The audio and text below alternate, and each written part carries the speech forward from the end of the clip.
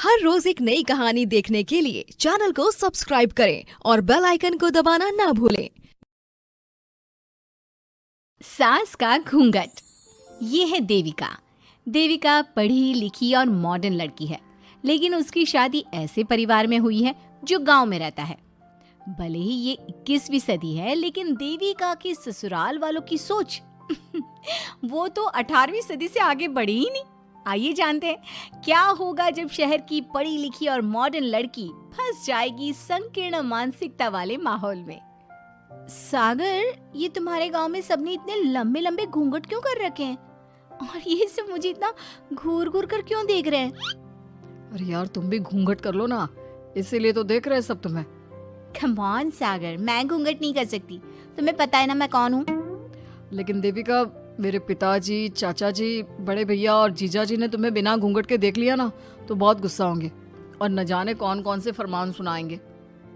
घर चलो, देखा जाएगा जो होगा।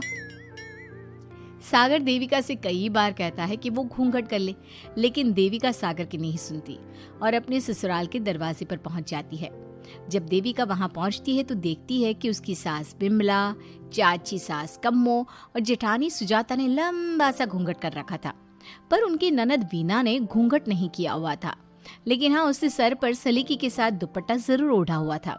सागर अपनी पत्नी को सबसे मिलवा रहा होता है, तभी सागर के पिता जोगिंदर बोलते हैं, सागर, तूने बहू को इस घर के तौर तरीके नहीं समझा। हमारे घर की औरतें बिना घूंघट के किसी पर आए मर्द के सामने नहीं आती और तू इसे ऐसे ही ले आया। पिताजी, मैं समझा दूंगा। वो नई नई शहर से आई है ना, इसलिए उसे पता नहीं है। सागर की बात सुनकर उसके चाचा जी महेंद्र बोलते हैं, ये बात तो तुझे गांव में कदम रखते ही अपनी बीवी को समझानी चाहिए थी। हमारा गांव में बहुत नाम है। तेरी बीवी ऐसे गांव भर में घूमेगी तो क्या इज्जत रह जाएगी हमारी। ये बोलकर जोगिंदर और महेंद्र वहां से चले जाते हैं। शाम को घर की सारी औरतें खाने की तैयारी करती है। खाना तैयार हो जाता है, लेकिन घर की कोई भी औरत खाना नहीं खाती। बहुत रात हो जाती है, तब देविका कहती है, सासू माँ, खाना बने हुए तो देर हो गई, रात भी बहुत हो गई है, हम लोग खाना क्यों नहीं खा रहे हैं? अरे बहू, ये क्या बोल रही हो? हमारे यहाँ घर की औरतें तब तक खाना नहीं खाती जब तक घर के मर्द खाना ना खा ले। लेकिन इतनी देर हो गई, आप सबको भूख नहीं लग रही क्या? तभी देविका की जेठानी सुजाता कहती है, लग तो रही है, लेकिन यहाँ की यही रीत है, ये निभानी तो पड़ेगी ना। भाभी जी, ये रीत नहीं है, औरतों को प्रताड़ित करने का एक तरीका है। अगर इस घर के आदमी पूरी रात नहीं आए तो पूरी रात खाना नहीं खाओगी क्या? देविका ये बोलकर सीधा सागर के पास जाती है। सागर उसे समझाता है, देविका, यहाँ ऐसा ही होता है, तुम थोड़ा सब्र कर लो, पिताजी और चाचा जी आते ही होंगे, फिर हम सब खाना खाएंगे।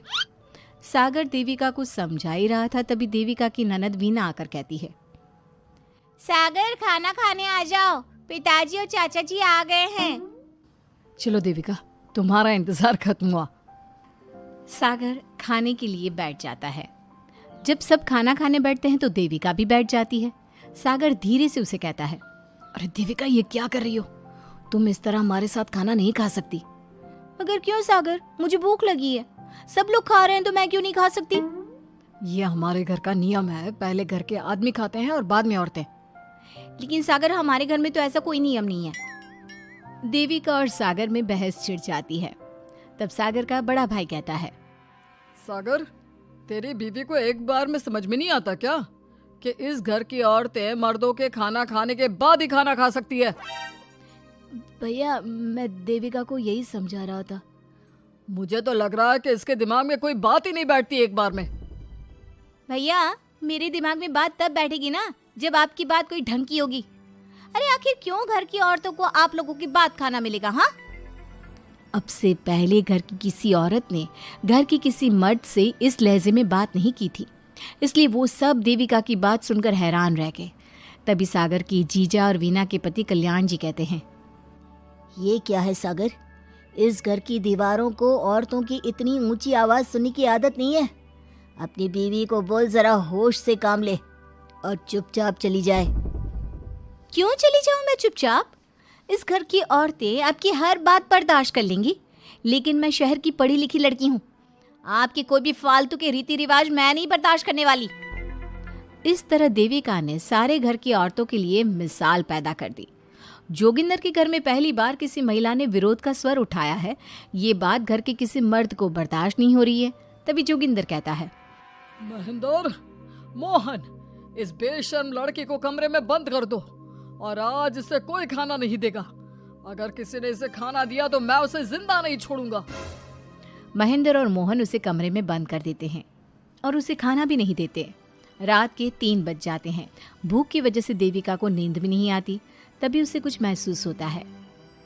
ऐसा लग रहा है कोई दरवाजा खोल रहा है, लेकिन इतनी रात को कौन हो सकता है? कहीं सागर तो नहीं? देविका उम्मीद भरी नजरों से दरवाजे की तरफ देखती है, लेकिन दरवाजा खोलने वाला सागर नहीं बल्कि विमला और कम्मो है। माँ जी, चाची जी, आप दोनों? बहू, ये ले, हम तेरे लिए खाना लाए हैं, खा ले। और ये बात ना तो किसी को बताना मत कि हमने तुझे खाना दिया है, नहीं तो हमारे मर्द मार मार कर हमारा बुरा हाल कर देंगे। माँ जी, आप यहाँ इतना घुट घुट कर क्यों रहती हो? देविका, अब तू भी इस घर की बहू है, तू भी हमारी तरह रहना सीख ले। इस घर के कायदे कानून अपना ले। इस घर के मर्द तो कभी बदलने वाले हैं नहीं बहू, तो तू ही बदल ले अपने आप को। माँ जी, बदलाव अच्छे के लिए हो तो हमें बदलना चाहिए। बेकार और बेतुकी की बातों का तो विरोध करना चाहिए। दोनों ने देविका को समझाने की कोशिश की, लेकिन देविका ने उल्टा उन्हें ही समझा दिया। इसी तरह एक दिन देविका किसी बात पर जोर जोर से हंस रही थी। तभी देविका की सास विमला ने उसे टोकते हुए कहा, अरे बहू, तू इतनी जोर जोर से क्यों हंस रही है? हमारे घर की औरत इतनी जोर जोर से नहीं हंसती। विमला अपनी बहू को समझा रही थी कि तभी महेंद्र बोलता है, अरे कम्मो, कौन है ये औरत जो बेशर्मों की तरह जोर जोर से हंस रही है?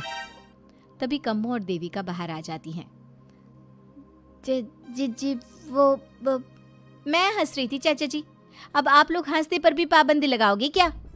तुम जैसी बदतमीज लड़कियों से मैं बात नहीं करना चाहता, लेकिन कान खोलकर सुन लो, इस घर की औरतें इतना जोर जोर से नहीं हंसती। और हाँ, तुम्हें पहले ही बता चुके हैं कि इस घर की दीवारों को औरतों की तेज आवाज सुनने की आदत नहीं है। इस घर की दीवारों को आदमियों की ऊंची आवाज सुनने की आदत है, लेकिन औरतों की नहीं।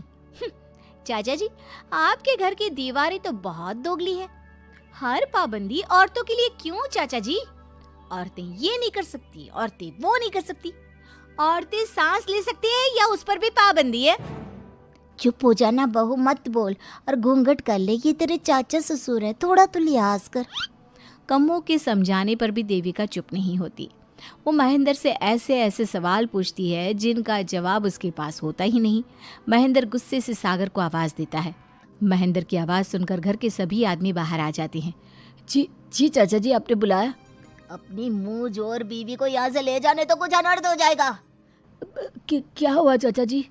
तेरी बीवी जिस तरह से मुझसे बात कर रही है, छोटे बड़े की तमीज नहीं है इसे। कम से कम 7 दिन तक ये कमरे से बाहर नहीं निकलनी चाहिए। अगर इसे मैंने कमरे से बाहर देख लिया तो किसी की खैर नहीं, समझे? पर मैंने कुछ गलत नहीं बोला। सागर, जो सच है मैंने वही कहा है। देविका, चलो मेरे साथ। लेकिन सागर, मेरी बात तो सुनो। सागर देविका को वहां से ले जाता है। इसी तरह से कई दिन बीत गए। अब देविका अपने ससुराल में हर गलत बात का विरोध करने लगी, लेकिन जितना ज्यादा वो विरोध करती, उसके ससुराल वाले उस पर उतना ही ज्यादा अत्याचार करते। अब देखना यह है कि देविका अपने ससुराल वालों के अत्याचार को यूं ही सहती रहेगी। क्या उसके ससुराल में घूंघट में औरतों का दम इसी तरह घुटता रहेगा? अगर आप इन सवालों के जवाब जानना चाहते हैं ना, तो हमें कमेंट करके ज़रूर बताइएगा। और हमारी स्टोरी को लाइक, शेयर और चैनल को सब्सक्राइब करना ना भूलें।